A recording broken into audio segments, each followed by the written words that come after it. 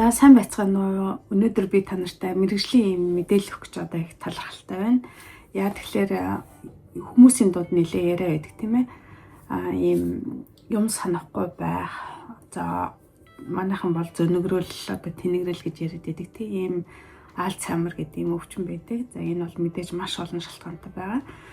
За энэ шалтгаануудыг мэдээж олоод бүр мөсөн эмчлэх боломж бол одоогоор дэлхийд огт нэгдэг байгаа. Мэдээж энийг нийцэх юм бол маш том одоо хувьсгал болно гэж ингэж бодож байгаа. За тэгээд одоо тэхим одоо нэг дэмжиж чадахгүй юм чинь яаж энэ өвчнөөс одоо өршлөн сэргийлэх вэ? Яаж энэ өвчнөрөө орох тэр замыг багасгах уу гэдэг юмыг одоо эрдэмтэд тайсаар байна. За тэгээд ийм нэг вакцины талаар мэдээлэл сүүлийн үед маш ихээр яригдчихэж байгаа. За би та нар намайг мэдж байгаа тийм ээ. Би Норог улсад одоо эмийн санд эмзүүчээр ажилладаг. За миний өдөр тутмын ажлын нэг нь болохоор одоо маш олон юм хийдэг. Гэхдээ тэрний нэг нь болохоор вакцин гэж тарьдаг юм ажил байгаа. За одоо үндснийх нь телевизээрч гэдэг юм уу? Одоо миний амьдарч байгаа энэ улсад юу гэж хэлж яах вэ гэхээр та 50-аас дээш настай болвол одоо өрхийн эмчтэй энэ төр яриад эсвэл өөр эмчтэй ярьж агаад энэ одоо юуны бүслөрүүлд гэж ярьдаг ч тийм ээ. Энэ өвчнөөс сэргийлэх вакциныг хамрагдахыг одоо зөвлөж гин гэж ингэж ярих болсон. За энэтэй холбоотойгоор ч юм уу мэдээж зардал сурчлагатай холбоотой гэж хэлж болно. Энэ нас хамгаалах юм вакциныг хүмүүс нэлээд олноор ирж хийлгэж байгаа ийм одоо үе шат байна. Яг одоо бол тэгээд тийм учраас би энэ вакцины талаар би та нарт мэдээлэл өгж бодож байгаа. Та нар санаж байгаа бол нүгүн 71 яриадсан санагдаад тах юм. Би ийм нөгөө бүслөөр үлнээс сэргийлэх вакцин Германд хэлгсэн гэж ярьж байсан. Тэгэхээр энэ одоо вакцин байх болов уу гэж ингэж бодож байгаа. Тэгээд ер нь бол яг хөө энэ вакциныг яхахын тулд ер нь яагаад энийг заавал хэлгэсэн бэ гэхлээр одоо бид нар багтаа энэ салхин цэцэг гэдэг өвчин байдаг тийм ээ. Тэгэхээр энэ салхин цэцэг өвчнөр бол баг өгдөг юм байхгүй. Тэгэхээр энэ салхин цэцгийг үүсгэдэг вирусын халдвар нь бол хамгийн эхлээд салхин цэцгийг гэж үүсгэдэг. За хоёрдугаарт нь ихлээр нөгөө вирус маань яадаг ихлээр мэдрэлийн одоо ийм зангилаа гэдэг байхгүй. Тэнд очиод ингээ унтаа байдалд ингээ орчдөг. За тэгээд унтаа байдалд орсон байжгаад одоо би энэ дэр ингээ мэргэжлийн юмнууд ингээ бичсэн байна л да. За ямар нэгэн байдлаар тархалаас судрах тохиолдлууд хүнд байдаг. За тухайлх нь бол 50-аас дээш нас ихсэх тусам ялангуяа 50-аас дээш наснаас эхлээд жил ирэх тусам хүний тархлаа ямар нэгэн байдлаар буурдан байна. Тэгээ олон төрлийн одоо өвчнөөр өвдөх юм магадлалууд нь өндөрсдөг юм байна. За тэгээд юуны ямар нэгэн байдлаар одоо хүн тагалгаанууд тэгдэг ч юм уу эсвэл ямар нэгэн одоо маш хүнд ийм халдварт өвчнөр өвдөх юм эрсдэл өндөрсгөл юм байна л дээ. Одоо энэ хүний бие махбодын биологийн үйл ажиллагаатай холбоотой юм тархлаа ингэж буурч байгаа байхгүй юу. За тэгээд тархлаа ингэ буурхалаар нөгөө мэдрэлийн систем одоо юм зангилаа байгаа шүү дээ. Тэрэнд унтаа байгаа тэр нөгөө бид нарыг багт нь өвдүүлж исэн юм салхин цэцгийн вирус маань яадаг бах нь ингэ итвчээд ингэ гараад ирдэг.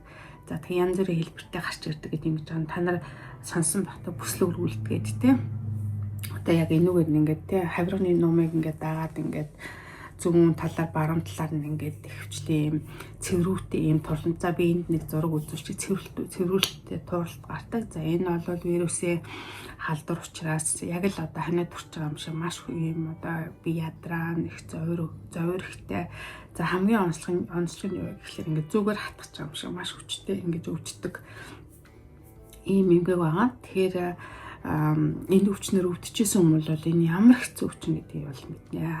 12 өвдөж байгаагүй хүмүүс ахын бол сонсоход яг ингээл зүгээр ингээ хатгаад байгаа юм шиг. Тэг бүр ингээд та нар боддоо зүгээр нэнгэн даван цамц ингээ өмссөн байхад яг ингээд тэрэн дээр нь шүргэхэд бүр аимшигтэй өдөө алтал өвчдөг байхгүй. Тийм учраас тэр өвчнөө үед энд маш хүчтэй өвчин намдах юмнуудыг ингэж өгдөг. За вирусны эсрэг эмчилгээнүүд хийгддэг юм байгаа. За энэ бол тусдаа асуудал тийм ээ. Тэгэд энэ юм нөгөө унтаа байгаа вирусыг яах нь сэрэх уучлаарай. Унтаа байгаа энэ вирусыг одоо ингэхлээр одоо сэржтэй хүний бие махбодод одоо ахаад ийм итвчлээ байдалд оруулахын тулд энэ вакциныг анх гаргаж авсан байгаа. Тэгэхээр энэ вакцин нэг одоо Норог улсад тэгэхэд 2006 онд анх ийм одоо вакцин хийгдсэн бол энэ бол ерөөсөө үйлдвэрлэгдэх юм болоод одоо 2010 оноос хойш Шингрекс гэдэг нэртэй ийм одоо амьд биш тийм ээ одоо тухайн вирусын эсрэг биеийг агуулсан уургийнхын эсрэг биеийг агуулсан энэ вакциныг ингэж хийж албан ёсоор одоо ингэж нэвтрүүлсэн байт юм байна. Тэгэхээр 2010 оноос хойш гэсэн үг шүү дээ тийм ээ. Гэхдээ бол төдийлөн их хийдэггүй байсан. Одоо сүүлийн одоо миний мэдхээр ажиллаж байгаа сүүлийн 1 жил бол энэ бол масар их хийгдэж байгаа ийм вакцинуудын нэг болсон. За энийг бол үзэж байгаа вакцин одоо эсрэг гүйцэтгэх ч юм уу дэмждэггүй юм хүмүүсийн бол энэ миний видеог алгасахгүй ингэж гарч болно. Би бол хүндэтгэж чинь хүмүүс өөрөө ихээр асуудал шийднэ. За тийм учраас энэ нойрог улсад яг вакцины энэ аль бисны хөтөлбөрт бол оруулаагүй. Энэ бол сайн дурын үндснээр хийгдэж байгаа ийм вакцина гэж ойлгож болно. За тэгээд энэ дээр ингэсэн юм байна. За энэ вакциныг хийлгэснээр яаж ингэ хамгаалт юм бэ гэхлээр жишээлх юм бол нийтдээ 90%-аас дээш бол хамгаалдаг гэж үзэж байгаа. За хэрвээ ийм эрүүл хүн байх юм бол за хэрвээ ингээд одоо эргэтний шилжүүлэн суулгасан. За иймэрхүү юм эрхтэй ийм хүмүүс байх юм бол 70% нь хамгаална гэж байна. За цусны хавдартаар өвчлсөн тэгээд тэрийг эмчлүүлж байгаа хүмүүс байх юм бол 87% нь ингэж herpes вирусын тэр нэг юм бүслүүр хүлтнээс ингэж өвчлөхөөс хамгаалдаг гэсэн ийм одоо судалгаануудыг Америкийн нэгдсэн улсад хийсэн байгаа. Тэгэхээр энэ судалгаан дээр үндэслээд нойрог улсад ингэж хүн амтаа хийхийг зөвшөөрч байгаа гэж та нар ойлгож болно. За тэгээд за ийм өөрчөө би энэ дээр юу гэж хэлье гэж бодож байлаа. За яг ямар хүмүүс энэ вакциныг хийх вэ? Би түрүүнд хэлсэн тийм ээ энэ бол цэвэр сайн дур үндсэн дээр хийгддэг ийм вакцин байгаа. За яг 50-аас дээш насныхынд сайн дур үндсэн дээр хийгдэж байгаа. За ямар хүмүүс ерөнхийдөө хийх болчиход байгаа гэхлээр эргэтний шилжүүлэн суулгасан эмэгтэй хүмүүс, за цусны хавдраар өвдөжсэн ийм хүмүүс байгаа, эмчлүүлж байгаа хүмүүс байна. За тэгээд хавдар нь одоо хоргүй хавдартай, онцлогдоод хортой хавдар шилжих боломжтой ийм эрсдэлтэй ийм бүлгийн хүмүүс байна. За дохын халдвараар өвчлсөн одоо эмчилгээ хийлгэж байгаа ийм хүмүүс байж болно. За дээрэс нь дархлааны эсрэг эмчилгээнүүд гэдэг тийм ээ, аутоиммуни гэдэг хүний биеэсээ өөрөөргөө хүнэдэг ийм эмгүүд гэдэг шүү дээ тийм.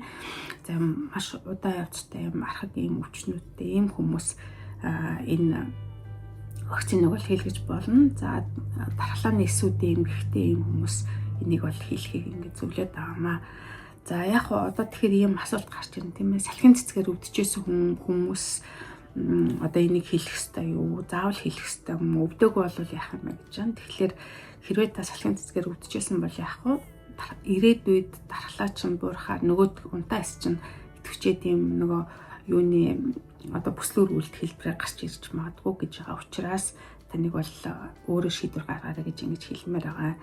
За тэгээд урд нь одоо ийм өвдчихсэн бүслүүр үлдээр өвдсөн хүмүүс хэлэх юм уу? Яг нэгэнт өвдсөн юм чинь би одоо дахиж өвдөхгүй гэж магадгүй. Тэгэх юм бол Дэлхийн эрүүл мэндийн байгууллагын зөвлөгөөч байгаа. Энэ нойрогийн одоо эрүүл мэндийн хамгаалахын газраас өгч байгаа зөвлөгөөний гэхлээр энэ асуудлыг бол та өөрөө шийднэ. Ер нь бол хэлэгдсэн байхад гэмгүүл гэж ингэж хэлээд байгаа. За тэгээд мэдээж вакцин хийлгэсэн чинь ямар нэг хүндрэл гарах юм бол маш ховор юм хүндрэл шок юм бол харьцангуй гайгүй. Гэхдээ мэдээж юм вакцин хийлгэсэн гадаа бид нэр мэдээж тийм ээ ерөнхийдөө жоохон тухайн өдөр ядардаг ч юм баг зэрэг хадварч ч юм уу яг хэсэг газар ингэж жоохон улаадаг ч юм уу ийм булчин хүндөр болдог ийм юмуд бол гарч болно. За яг би хийлэх гэж 2 дугаар тунгаа энэ вакцин маань өөрөө 2 тунтай байдаг байхгүй юу? За ийм 2 юм шилэн жижигхэн юм шилэн цавт нэг нь хуурай бац нэг нь бол ус гэдэг. Тэр хоёрыг ингэ нийлүүлж агаад ингээ 0.5 мл орчим ингээд нэг цэхэрдүү цайвар өнгөтэй болсон үед нь ингээд тэр вакциныг энэ булчинд ингэж тарьдаг байгаа. За эхний тунгаад тариулж чаад яах нь. За тэгээд 2-6 сарын дараа 2 дахь тунг хийснээр энэ болохоор бүрэн вакцинжуулалт ингээ болж байгаа. За тэгээд үнийн хувьд ямар байд юм бэ гэхээр та нар ингээ бодъё. За би надад тооны биш юм байна уу? Нэг ийм вакцин болох нэг удаа хийгдэж байгаа вакцин 2500 орчим крон гэхэлэр чинь 1 сая орчим төгрөг болж байна. За бүтэн тунгаа 2 тун аав штэ. Тэгэхээр 2 сая орчим төгрөг болж байгаа байхгүй юу. За мэдээж энэ вакцины хөтөлбөрт хамрагдаг учраас ямар нэгэн даатгал, эрүүл мэндийн даатгалаар энэ бол огт юм хөнгөлөгдөхгүй, ингээ хүмүүс өөрөө сайн дурын хүнсэн дээр ингээ төлөөд ингэж явагдаж байгаа. Тийм учраас нэлээ хүнд. За мэдээж нөрөөгт бол бас юм мөнгө төр багтаа ийм эмзэг бүлгийн одоо нийгмийн халамжийн давхаргын хүмүүс бас нэлээд байдаг. За тэр хүмүүс ингээ вакцины хийхдээ жоохон хэцүү байгаа юм шиг харагддаг. Вакцины хийхгүй явж байгаа бас хүн ам нэлээд их байгаад байгаа. Тэгэл ирээл үнийн асуучаал ингээ буцаад байдаг байхгүй. Тэгээ нөрөөг үлсгэлээр л бүхэн баян гэж ерөөс ойлгож болохгүй. За тэгвэл жирэмсэн хүмүүс яа гэм бэ гэхээр жирэмсэн ээжүүд вакцины хийхээр хүүхэд нь яаж нөлөөлд юм бэ гэдэг судалгаа бол одоогоор гараагүй байна. Тийм учраас жирэмсэн үед бол хийхгүй байх зүйтэй. За харин одоо хөхүүл ээжүүдэд бол хийхэд зүгээр гэж байгаа. За өхний сүүгээр нь дамжаад бол нэг явдггүй гэж ойлгож болно.